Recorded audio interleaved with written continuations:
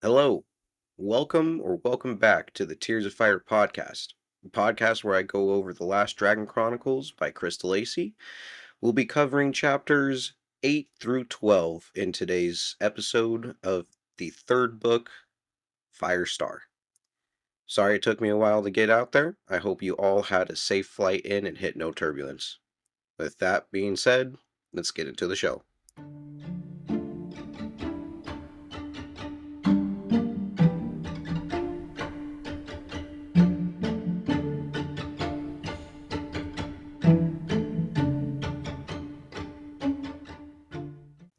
I do like how the beginning of this book is being kind of separated by sections. Each chapter we're flopping back and forth between the bears, David and Xana, and with a chapter with Lucy and Liz thrown in every now and then.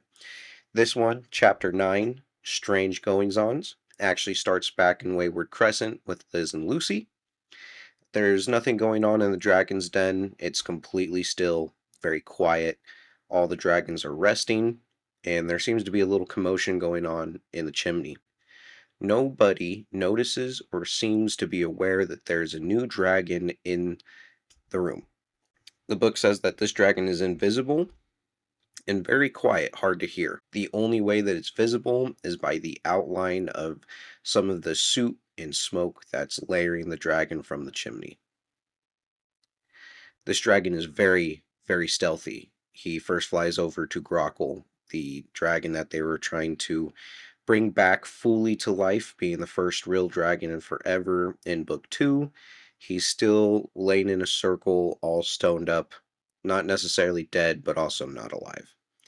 He doesn't do anything to Grockle. Instead, he notices Gretel in her cage, runs over to her, and he brings over a piece of the paper from David's letter that has Hannah's blood on it, gives Gretel that blood mark as well as a flower. Gretel gets kind of confused. She senses that there's a presence there but can't see the dragon, so she whispers out and just asks, "What's your name?" The dragon is very solemn to answer, but does say that his name is Groin. And I'm not sure if this was a dragon that was made by Liz, because none of these other dragons seem to be able to sense its presence. But I feel like since Gretel had been with Guilana for so long, she's might be more privy or in tune with being able to sense other auras around there. This also makes me question, where did this dragon come from? Is there another dragon maker out there? Are we going to meet more? That's pretty cool. I would like to see some people with the same ability as Liz and Lucy come into the fold. Are they going to be friends? Are they going to be enemies? Can they create their dragons with different types of abilities? From what I know and what I remember, I don't remember Liz creating any dragons that have the ability to go invisible. So getting this guy here is pretty cool. I've always said that either teleportation or becoming invisible would be my choice of a superpower. So I'll actually leave that as my question of the episode. If you guys could have a superpower of any kind, shoot that over to me. The email is gadzooks, the last DM at gmail.com, and I'd love to read those results out loud. After the dragon leaves, he gets out of the chimney without anybody else noticing. He did, in order to get in, put the dragon Gruffin into kind of a trance, mostly putting him to sleep like state so that he could get in and out and about. But once everything kind of settles down, Gruffin comes back sort of out of it, still seems a little fuzzy. But Gretel has the blood spot and a white, completely blank flower that the dragon had, the invisible dragon had given Gretel. She doesn't really know quite what to do just yet, so she's sitting there thinking on it, and after a while, she brings the blood spotted paper into her palms, puts them in between them in almost a prayer like state, and then starts to warm it up. Once the blood is no longer dry, she was able to liquefy it. She immediately just times it perfect. She's had good practice with her magic and potions training from her time with Guilana. So she was able to transfer everything in, and this white rose transforms into a purple flower. Gretel's not quite sure what this flower is going to do. But Gruffin comes over because he's seeing what's going on. Gretel kind of, I think it's an act she's just putting on, starts going into a fit, almost like a seizure for a dragon, is what I imagine. And when he flies up to the gate or up to Gretel's cage, he's asking what's going on, if he can do anything to help her, and she just shoves the rose into his face. Again, he gets thrown into this trance like state, and once he's laying on the ground, kind of fiddling about, Gretel tells him to say the password. Gruffin then utters the password, being forced to. Gretel gets free. She takes the flower over to Grockle and she sets him ablaze. He's resting inside this basket on top of the potter wheel that Liz uses to mold all of her dragons. And she starts setting it up into flame. And that's where that first chapter ends. Chris does a really good job at giving you cliffhangers, even if it's not at the end of the books, but in the chapters, making you want to come back to that section. But we're going to head on to the next one and go to chapter 10 on the road to Chamberlain. When we had left off last time with David and Xana, they had been sent into town to go get some resources for the study center. Just normal general things. They had to get toilet paper, some food, just the normals. As they're heading in, they get into the old truck and it's snowing. They said that there's snowflakes the size of lemons, which is absolutely huge. I know here where I'm at in Oregon, sometimes we'll get some pretty heavy snow, and when you're driving against it, not even going that fast, it'll look like you're in Star Wars going hyper speed, passing all the stars and everything. It's kind of trippy. So if they're the size of lemons over there, I'm not sure if I'd feel comfortable driving. I might have to go a solid 30 miles an hour the whole way. But with that being said, Xana is still prying David for knowledge on his story, and they kind of get into it a little bit. Xana's asking David how he plans to get the bears across the water. David takes a second to think about it and tells her about the star, and he's not quite sure what the star's involvement is other than it's what holds everything together. They're going back and forth in this conversation, and Xana throws out a theory that gets Dave thinking a little bit. They're talking about dragon names and how they all have to have a capital G. And Xana brings up God, as in the Christian God, which is an interesting one because she says that dragons are brought up in thousands of creation theories and stories, and that God does have a capital G in it. David doesn't really put too much thought into it, but they get second guessed when Xana brings up the Inuit legend on how the Inuits believe a raven created the world. That makes David take a step back because he's obviously been writing about Guilana, who can turn into a raven and has been communicating with these bears. David gets a little apprehensive, and Xana can pick up on it, so she starts prying in a little bit more, asking him what's going on. Why don't you want to talk about the story? And David opens up just a little bit, saying that Guilana is in his story. Xana asks what she's trying to do, and David tells her about the deal that she made with Ingvar, how the bear is looking for the tooth around David's neck, and that he offered to heal his shoulder in exchange for the tooth. Obviously, this is quite a sensitive spot for Xana. I'm not too sure why David would want to bring Guilana into it as well. Seems a little sketchy. And Xana just kind of gives him a look, but then it cuts off. That's the end of that chapter. And we go into chapter 11, The Flower and Grith. And again, that just kind of shows to me how he's pretty good at writing this little cliffhanger. It's not anything crazy going on, but I do want to know Xana's reaction to it because she's the one that Guilana marked. They had a big old fight, and she's the one that really stopped the whole thing. David didn't really do much. He was, sitting at the bottom pile of a rubble when Xana had their big power clash. But in this new chapter, chapter 11, the entire gang shows up. They're flying upstairs. It's Liz, Lucy, Gadzooks, and Graith. They see that the basket with Grockle is on fire, and Gretel's standing over him, just watching. Lucy starts freaking out because she thinks that the house is going to burn up. Liz is talking to Gretel during this time, trying to soothe her with dragon tongue, saying that we need to stop this or else we'll have nowhere to live. Gretel gets a little hesitant but says that she just needs a little bit longer, and she notices that the rose is burning up, but it's not completely gone. During this time, Gadzooks tries to take action and starts to fight Gretel. At first, Gretel kind of just threatens him with her tail. There's a little standoff point, but when there's a second when Gretel gets distracted, Gadzooks lunges. They get into a little wrestling match. Lucy freaks out even more because she says that she's never seen any dragons that her mother has created fighting. That the noise was aggressive, loud, scary, is described as wings beating, tails thrashing, and claws fully out.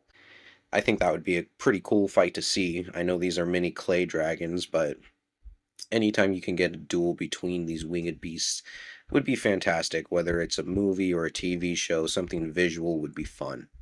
Because these dragons still do have the ability to breathe fire.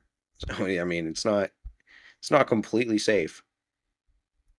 But at the same time that Gretel and Gadzooks are having their little wrestling match, Wraith notices them being distracted, takes it upon himself to extinguish the flames.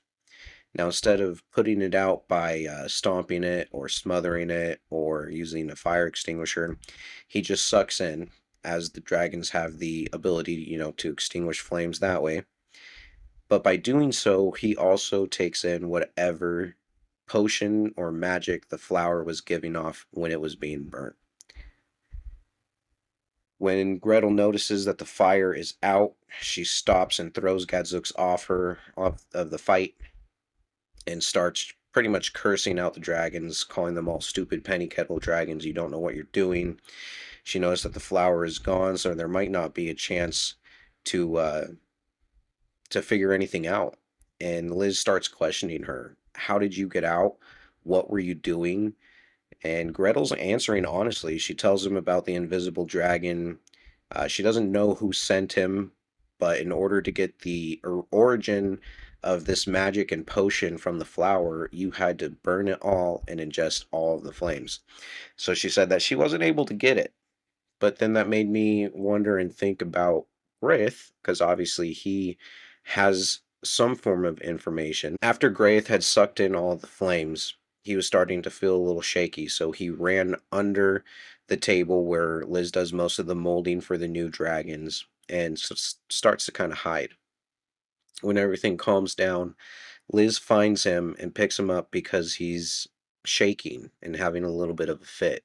This one's worse than what Gruffin was having and seems like his mind is being sent off somewhere because he's staring at a point in space and his eyes were staring beyond that, is what the book said.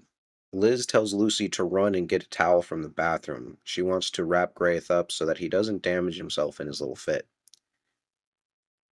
As Lucy's about halfway there, she hears Liz scream. Lucy says, "What's going on?" Liz tells her to come running back, and as she walks into the room, she can see that Graith is being held up in the center of the room by some invisible force, but there's an ultraviolet light emanating from the dragon. It's starting to pulse and get brighter and brighter, and then it flashes. Once the flash clears and everything's back to normal, their eyes are done adjusting, the wishing dragon is nowhere to be found. It's kind of scary. I want to know where the heck Graith went. Was this transportation spell meant for Grockle to maybe take him into a different, maybe not a different universe, but a parallel universe or a pocket dimension? Or is this just a transportation to a different part in our universe? What was my question is, who was the initial target? Were they wanting Gretel, since she has the ability to use the potions and the magic and create it? Were they wanting Grockle because he's the first real dragon in over 900 years? Or did they want Graith? Because Graith in his own right is one of the most powerful dragons from what I understand. His wishing comprehension and ability to bring it forth is almost unmatched. So it'll be tough to hold on to see where this is going with Graith. I want to know where he went. But that brings us to the end of that chapter. Again, good cliffhanger. But that's going to start chapter 12 at the trading post. As they're starting to pull into town, is about the same time that David and Xana are having their conversation about Guilana. Xana tells David that this doesn't get him out of it and they're going to continue this conversation, but they pull in. They both have remarks on how the town is more modern than they would have thought. They were picturing more log cabins and maybe teepees slash tents of that kind made of like animal skin. But when they get in there, they're pretty modern buildings, a lot of brick stone, a lot of double wide trailers and squatting with the and what they called squatters cabins. So they end up finding the trading post. They go in, and Xana is immediately distracted. She shoots over. She sees a big old wall of shoes over there. She's picking through them, checking them out. David wants to go get everything taken care of, so he sees the clerk. The clerk introduced himself as Albert Walbert III. David shows him the list. They have a quick conversation, and Albert says that he can get most of this stuff. He'll start loading them up in the truck, and David can take a second, kind of check out the shop, see if there's anything else that he wants to buy. And so as Albert walks away, David is doing exactly that. He's kind of sightseeing, checking out old skins, and something catches his eye. It's a little sculpture of what the Inuits believe is the sea god, Sedna. He's reading a description on the bottom of it, which says Sedna was captured by a hunter who could also turn into a raven in Inuit folklore. From my understanding, is not a good thing. David notices that it's in the shape of a mermaid, but the face is mangled and seems like they're in some sort of pain. Right before he can read what was happening to her, the story goes that Sedna's father went to save her from the raven and paddled them out to sea in a kayak. The raven followed him with a lot of seabirds and was able to somehow make the ocean levels rise and stormy, and in order to save himself, he threw his daughter overboard. She clung onto the ship, and in order to make her fall and kill her, he chopped off her fingers and threw them into the water. When they hit the water, they turned into a few different things. Her fingers, when thrown into the water, turn into a seal, walrus, whale, and a fish. That line actually gets cut into by Totuga, or Tutega, the Inuit leader who is part of the studying group with David and Xana. Totuga talks to David a little bit and gives him the rest of the lore, but then also asks if he's going to buy the sculpture. David says no, but Totuga insists, says that Sedna, or having a sign or something of Sedna, is supposed to protect you from the evil ravens. David starts to get a weird feeling, and he tells him to back off a little bit. After this happens, Totuga asks David, "Why do you wear that tooth around your neck?" Even though they had spent a couple weeks together, David was unsure how Totuga knew about that tooth, and he starts to get a feeling in the back of his mind that he believes is the spirit of Ragnar. So he tells Totuga to let him go again and to back off. At this point, Totuga does take a step back and seems a little wary, but not for the reason that David believes, not because of David threatening him. Well, he didn't really threaten him, but he made it a stern, get off of me. And it wasn't because of that at all. But Tatuga takes a step back and says, he is here. And kind of he shuffles around backwards without looking where he's going.